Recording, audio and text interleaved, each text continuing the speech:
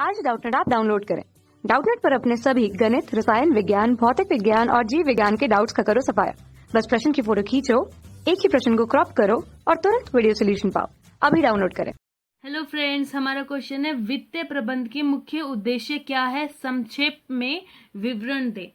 अब वित्तीय प्रबंध के मुख्य उद्देश्य, अब देखो वित्तीय प्रबंध का मतलब क्या है कि जो हमारे पास वित्त है, जो हमारे पास पैसा है, उसको हमें किस तरह से उसका प्रबंध करना है, उसको कहाँ से यूज करना है, नहीं कहाँ पे इन्वेस्ट करना है, ठीक, कहाँ पर यूज करना है, उसको कहाँ से इकट्ठा करना है। तो इस तरह के प्रबंध को वित्तीय प्रबंध कहते हैं। ये हमें पता ही है कि वित्तीय प्रबंध क्या होता है।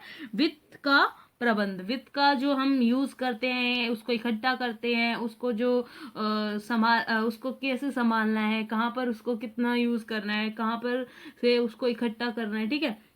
तो ये वित्त का प्रबंध है। अब इसके उद्देश्य बताने कि वित्त प्रबंध के उद्देश्य क्या होते हैं। अब देखो वित्त प्रबंध का उद्देश्य ये होता है कि जो वित्तीय उद्देश्य का मतलब ये होता है कि जो वित्तीय निर्णय लेते हैं उसका क्या मतलब है, वित्तीय निर्णय हम क्यों लेते हैं, वित्तीय निर्णय लेते समय किस बात पर ध्यान केंद्रित होना चाहिए, ठीक है ना। वित्तीय प्रबंध का मतलब ये होता है कि वित्तीय प्रबंध का उद्देश्य ये होता है कि वित्तीय निर्णय लेते समय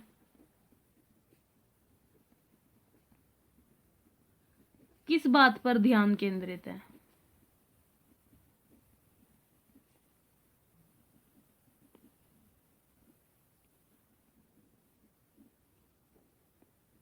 ठीक है ना, वित्तीय निर्णय लेते समय किस बात पर ध्यान हमारा केंद्रित है। तो किस बात पर ध्यान केंद्रित होगा, सिंपल सी बात है, जो हमारी जो वेल्थ है वो मैक्सिमाइजेशन हो जाए, मतलब कि स्वामियों का अधिकतम हित। यही तो होता है, जब भी कोई बिजनेस में कुछ काम करते हैं तो यही उद्देश्य होता है कि जो इस बिजनेस का मालिक है उसका ज्यादा से ज्यादा क्या हो, फायदा हो, ज्यादा से ज्यादा क्या हो, हित हो। तो मेन उद्देश्य यही है कि स्वामियों का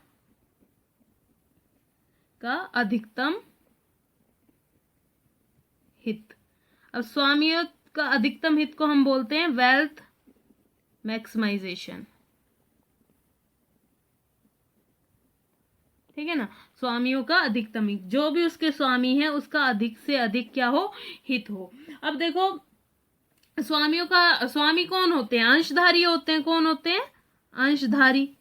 अब अंशधारियों का क्या होना चाहिए, ज्यादा से ज्यादा हित होना चाहिए। अब अंशधारियों का ज्यादा से ज्यादा क्या हित कब होगा, जब बाजार मूल्य में क्या होगी, वृद्धि होगी। तो अंशधारियों का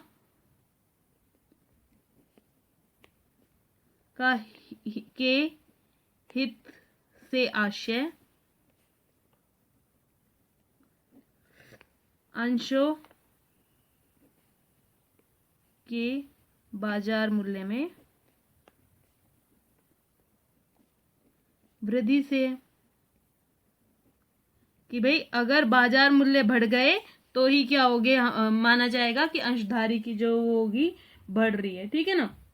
तो अब बाजार मूल्य में वृद्धि है, इसी को लेकर, इस वृद्धि हो, इसी निर्णय को, इसी उद्देश्य को ध्यान में रखकर हम क्या करते हैं, वित्तीय निर्णय लेते हैं। सारे वित्तीय निर्णय कौन कौन से वित्तीय निर्णय होते हैं कि विनियोग निर्णय,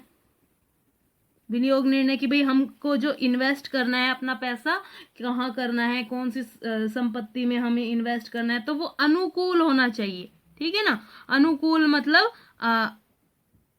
अनुकूलतम, मतलब कि एकदम सही, सर्वश्रेष्ठ जो भी वित्तीय निर्णय हो सकता है, एकदम सही तरीके से अनुकूलतम हम क्या करेंगे, निर्णय लेंगे। विनियोग निर्णय हो गया। फिर उसके बाद क्या, विनियोग निर्णय के बाद हम कौन सा निर्णय लेते हैं, पूंजी व्यवस्था निर्णय।